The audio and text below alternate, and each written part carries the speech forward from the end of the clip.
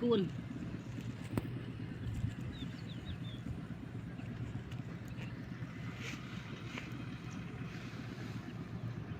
mát là yêu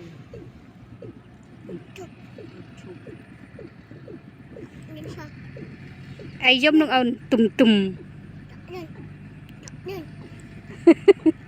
tùm ăn lên đây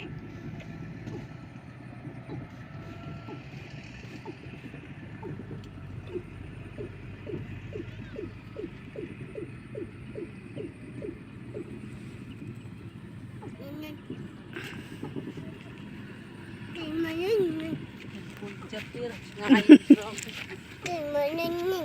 mình đợi cho môi ninh ninh cái này cho môi ninh ninh này nó cũng lên một chút đi qua cá thơ nữa nè cá thơ là chụp được quả